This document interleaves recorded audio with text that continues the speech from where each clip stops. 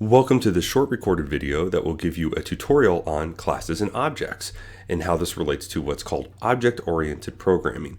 It's a particularly good time to do this now since improving your familiarity with object-oriented programming, OOP, can improve your understanding of how many machine learning libraries are designed and intended to be interacted with. So you are familiar, whether you know it or not, with objects because lists, data frames from Panda, and NumPy arrays are all objects. This is a really useful topic for us to end the course with. It just enhances and rounds out your skill set, and it's a good one to look at in terms of building classes of classifiers. When you start thinking about how to perhaps be an architect for a program, where you might think of developing a neural network where you might have lots of neurons, and so they're going to have similar attributes, and you might want to then create a class of them that you then instantiate very specific instances. So I wrote a lot here. I expect you to take maybe about 45 minutes to start at this point of the lecture notebook and work straight through. I really recommend you read it carefully and go through it. I'm not going to read it all for you, but it's very useful. I'll try to lay it out. I'm going to jump right into how do we create our own classes and objects in this code cells below. So how do I create my own classes and objects? Well, that's a very good question. So we will see through the use of a commented example. For more information, you might want to check out this short tutorial that's in the official documentation, or also just Google some questions or whatever your favorite search engine is. In general, we will make our classes with an instantiation operation. This is an initialization function that is run each time an object of that class is created. I said type there, so that's a typo. Many classes like to create objects with instances customized to a specific initial state. Therefore, a class may define a special method named init. These are two underscores here. You'll see it in the code below. And there's parentheses because it is a function. It's a method. So when a class defines an init method, class instantiation automatically invokes this for the newly created class instance. It's not necessary, but the init method may have arguments for greater flexibility. In that case, arguments given to the class instantiation operator are passed on to init. We will do this below. So some useful notes about conventions that you'll see. You will see that the variable self is used almost everywhere within classes. This in fact is often the first argument of a method. This is nothing more than a convention. The name self has absolutely no special meaning to Python, but it allows for more clear readability of code and understanding what in an object is essentially a self-referencing part of the class. We will initially see that object is a variable for a class. This is not necessary in recent versions of Python, such as the ones we're using, but it is a convention used to distinguish a base class, also called a superclass, from a subclass. Since we will touch on subclasses in a bit, it does become relevant and it's useful for just keeping things straight. So here is a silly example to hopefully just demystify things. We create a class called IAmWhatIam that is instantiated with a single input variable that we call x. The idea of this class is to turn a variable x into a more, let's say, self-aware object that can report its type along with other information related to itself. The variable x becomes a data attribute of an instantiated object and is accessible using the dot convention, and we'll see examples of this below. The functions defined within the class are called methods and are also attributes. So we have data attributes and method attributes. Method attributes are functions. These are accessible, of course, using the dot convention like usual. If these last 2 points seem a bit strange, think about what we've seen with NumPy, where it has some data attributes like dot shape, where we can say, oh, what's the shape of this array? And then we return that. That's not a function. It's something it's a data attribute. It's something about the data. But it also has method attributes, functions, such as .min and .max. And notice when you call those, you have to use the parentheses because it's a function, where you don't use them when you call shape. If you look back at the notebooks that we've done with NumPy arrays, you'd start to see that this is exactly what was going on, and maybe you didn't realize it. And so anytime you called an attribute, of an object without parentheses. That was a data attribute, and method attributes always had parentheses. So let's look at our self-aware object. So notice it has this indentation that we're used to, where we're indenting within the class. We define class, so you say class. We give it the name, I am what I am, and it is an object.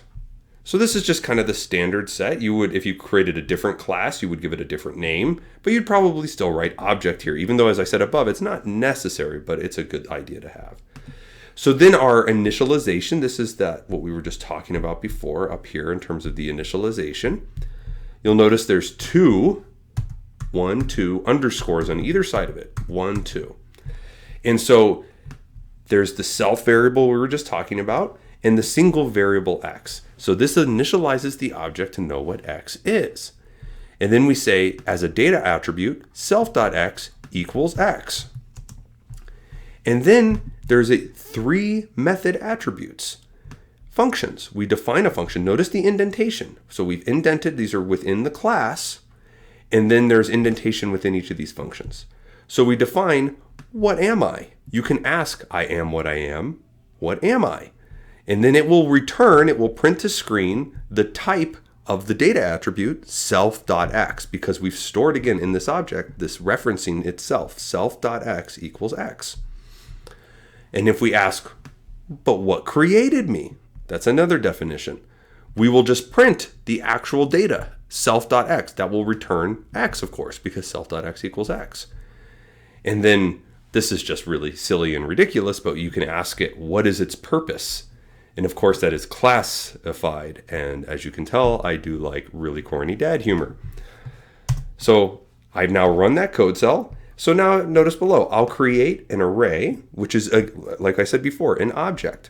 And then I instantiate the object B as an I am what I am object. And I pass the variable A in for X. So now when I ask B, what are you? What am I? B, what am I? This attribute is a method. And it says, well, B, this is nothing more than a NumPy array, an ND array. But what created me? The array 1, 2, 3, of course. That's what we saw above. And of course, you can get the bad joke. What is my purpose or my purpose? And that is classified. Now, the variable A is the data attribute X. So remember, self.x equals X. But I could have said self.c or self.qw531. I mean, I could have made weird variable names. Of course, I would then need to use that everywhere else, and that would have just been ridiculous.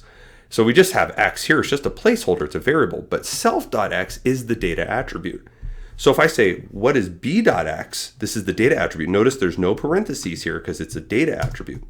It returns array 1, 2, 3. Notice that's different than this because that's printing self.x, but this is just b.x without a print command. And if I asked, well, what was b.a? That is an attribute error because b has no idea what a is. We just know that b.x is equal to whatever that variable was here. Remember scope. This is very much like what we've seen with what we talked about with scope earlier on in module 3 of this course. So I'll just delete that cell, but you can play around and create your own cells. Now, what happens if we change the array A? Imagine A was 1, 2, 3. So A of 2, that would be the 3 component, right? Because of Python indexing starts at 0. And if we change it to 7, then that's 1, 2, 3. Look at b.x. That is 1, 2, 7. So what's going on? Can you explain this? So think again about mutable versus unmutable data types. If you delete A from memory, so this will delete A from memory. I'm just fixing some of my commenting. If you try to print, if you just try to look at what A is, just do it. It's a name error. A is not defined. I've deleted it from memory. But look at b.x. That still is the same array. But I thought it was pointing to A, and when I changed A, I changed b.x. But when I deleted A, I didn't delete b.x. So I'm just asking, can you explain this? It's kind of an interesting question for you to ponder. I'll give you the answer if you post a question on the discussion boards, but I think you could figure it out or, do a little research. But it's an interesting thing to ponder why this would create an attribute error here, but not here. Or I should say a name error, but it didn't create an attribute error or anything as before when I said b.a. So it's kind of an interesting thing to ponder, but once you figure that out, you have a better sense of what's going on with like memory addressing and pointers. But I'll just move on. I think that's something that you should spend a little time thinking about and doing a little research. So what if you want your object to be a little bit more, let's say, stable? Imagine you instantiate an object using mutable data types, such as list, NumPy arrays like we just did, or others. And you want the object to remain unchanged in the event that these data types change later in your code. Why might these data types change? You may be creating a sequence of objects within a loop that is iteratively updating an array used in the instantiation of the object. The copy function may just be what you want. Assignment statements in Python do not copy objects. They create bindings between a target and an object. For collections that are mutable or contain mutable items, a copy is sometimes needed so one can change one copy without changing the other. Now, there are shallow copies and deep copies that can be created. You could read up on this for more information, but we will use a deep copy below. And honestly, I find it hard to think of a scenario where I would prefer a shallow to a deep copy. If you can find one, good for you. But we import the copy module, and now, look, the only thing I'm doing is I am what I am no matter what you say. So this is the point of this is even if I change A, I should not change b.x if B has been instantiated with A. So it's a stronger type of class in that sense. It's creating a copy. So I'm using the copy, deep copy of X, and then I'm using that to create the self.x attribute, the data, that .x data attribute. Everything else stays the same. So now when I run this, A is 1, 2, 3, B is now a I am what I am no matter what you say instead of just I am what I am. When I change A, I know that's 1, 2, 3, but now, or excuse me, 1, 2, 7 now when I've changed it, but look at b.x. It does not change because it created a deep copy of X. So you can also do this with a lot of other types of things. Let's say I create a function, a lambda function. F is equal to, in this case, the lambda function that is x squared plus 2. And then I'll create the object C that is I am what I am no matter what you say. And if I ask C what it is, it says it's a function. If I asked what created it, it says, well, it was this lambda function. And then if I look at this, now the data attribute, right? C.x, let me go above here. C.x. This is this function, and it's expecting an argument. In this case, the data attribute is itself a function. So now I can evaluate that one at 2. Of course, I get 6 because 2 squared plus 2 is 4 plus 2 is 6. I could also create a user-defined function with some name like test, create D here from that. Same function, x squared plus 2, but I'm calling it just this test. I ask what it is. It says it's a function, just like this one.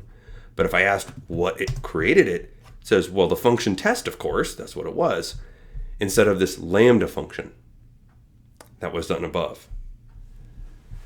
But the output of it, of course, will give the same thing, d.x of 2. Now, the next set of cells deal with subclasses and superclasses. I like the following tutorial for an overview of subclasses and superclasses because it is not overly technical in its presentation, so you can read about it right here. I'm not going to go through it in this recording. We will work through and expand upon just part of the example from that tutorial below. For a simple use case example that is kind of silly and easy to read, you may also want to check out this blog. So these are some links that you can explore if you have the time. I know it's finals week. So imagine you have a class Polygon used as a template for all polygonal objects. It might look something like what we have below. You create a polygon class that is of an object. Again, you put object here just for convention. And then you initialize it. And the thing that you'd probably want to know, all polygons are going to be some number of sides. So you're going to pass it some variable that is a number, probably hopefully an integer. I'm not checking types, but maybe I should. And self.numSides is a data attribute that says the number of sides. And then if I ask, well, what is it? What am I? This polygon will return saying I am a polygon with, and then it will cast the number of sides as a string, sides, and it will print that. So we run that. Now you can imagine, right, that you want to create classes rectangle and square. But these are just special types of 4-sided polygons. Moreover, a square is just a special type of a rectangle. In that case, you can create rectangle as a subclass of polygon, and you can create square as a subclass of rectangle. See below and pay attention to the arguments in these class declarations. So notice in the class for rectangle, I'm passing polygon now because the polygon is an object that I've already defined above.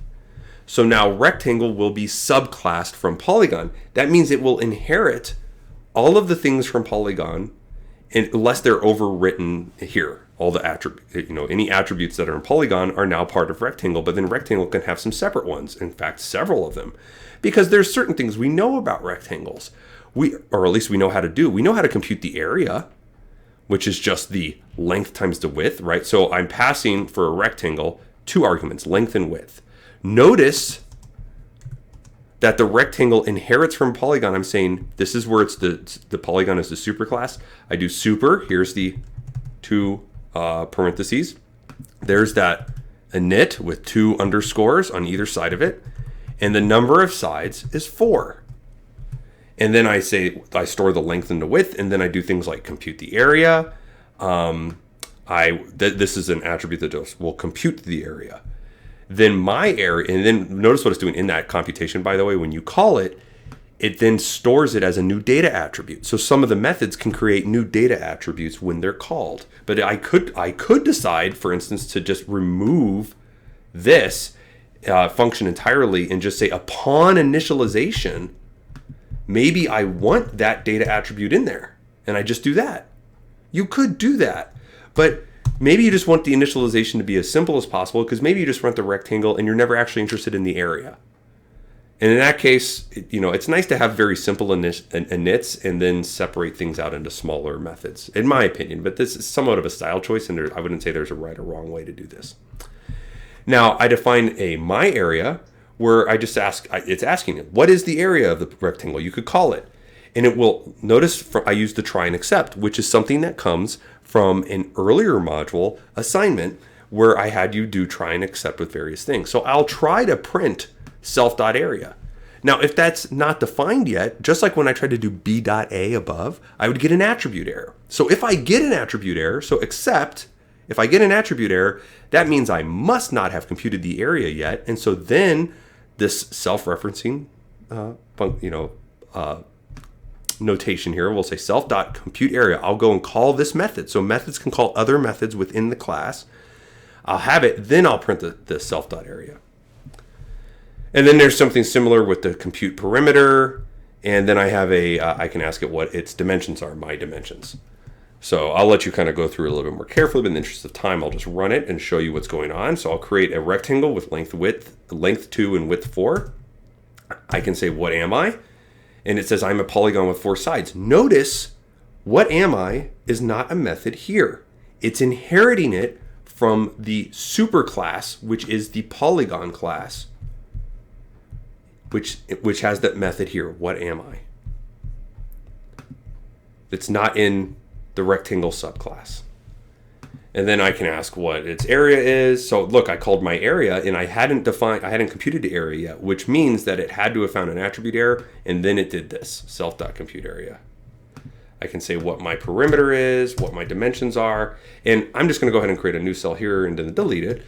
But if you just do this dot and you do tab for the autocomplete, notice all these various things you can look at. What are these types of data attributes? You can look at its width, its length. There's the my area, but there's also, let's see here. It doesn't have, let me just check again. Tab. Oh, there's area. There we go, 8. I missed it at the top. So there we go. So through the documentation, as things are created, it will have all the methods and data attributes as you create them, and you can search through what's been created through the autocomplete. So okay, now square is subclassed, so it's inheriting from rectangle, right? It's a special type of rectangle. There, I just give it a single variable because the length is equal to the width. The superclass is then the rectangle, and that means the length is the length and the width is the length, because the length and the width are the same for a square.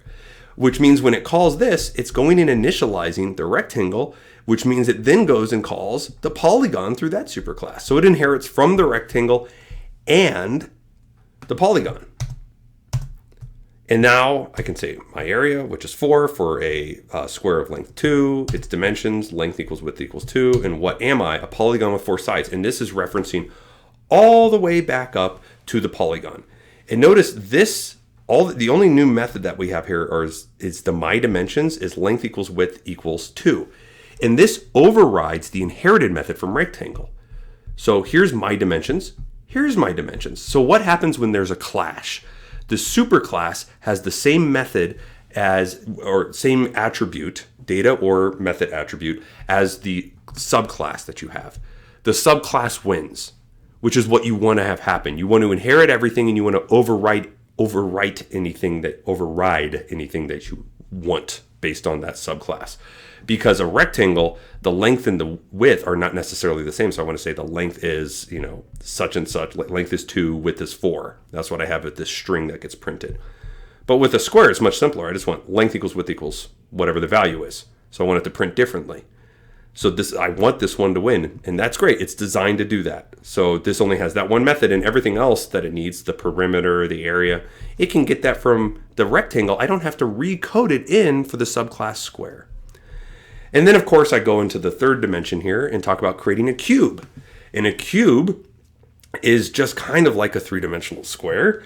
And so the faces of the cube are squares, and you'll notice that then I create the faces object within it with squares. But I'm not going to go through that. I'll just kind of run through the code just to show you it all runs, and it has things like volume that are different.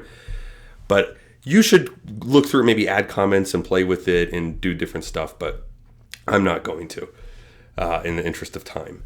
A suggested but not required activity or problem would be for you to make your own classes and subclasses. And you can build upon what I've shown above. Maybe try creating a superclass of 3D objects called boxes, maybe like rectangular type boxes. Find examples to try or build upon by simple Google or whatever your favorite search engine is. Or even just get super creative with your own. Maybe a class of person with subclasses of adult, child, and baby. So what would you initialize with the person? Maybe the age? Maybe their height. Who knows? What attributes does everyone have? And then get creative. Share your class with the rest of the class that is working on classes. That made sense, right? So then there's really just then one problem for you to do for this assignment, and it's to build a class of classifiers. You are supposed to use some code cells below, definitely more than I've given you here, to construct a neuron class. And then the perceptron and Adeline should subclass from it. You can refer to the code above about classes and also the source material that I based the lecture notebook on, which is at this GitHub link here for help. Find out what common variables and functions should be attributes within the neuron class. For example, the net input function, where you do the dot product of the weights with the features and add the bias. And the prediction classification functions, the activation functions, the quantizer, those types of things, those are the same for each neuron. So, and each one also has an array of weights and a bias variable as data attributes that you might initialize randomly, let's say, or just as zeros within the neuron class. But what should be unique to the subclasses of the super neuron class? Well, certainly the way in which we fit and learn the weights and bias terms are different. So think about that when you create this. I'm leaving it a little bit vague, but you can find the answers through very minimal search. I want you to then instantiate some perceptron and Adeline objects that are subclass from the neuron class and apply them to the data sets that we're seeing in this Part A lecture notebook. Provide visualizations and analysis of results, just like what was shown in that notebook. So that's it. That's all I'm asking you to do. Have fun. If you have any questions, post to Canvas.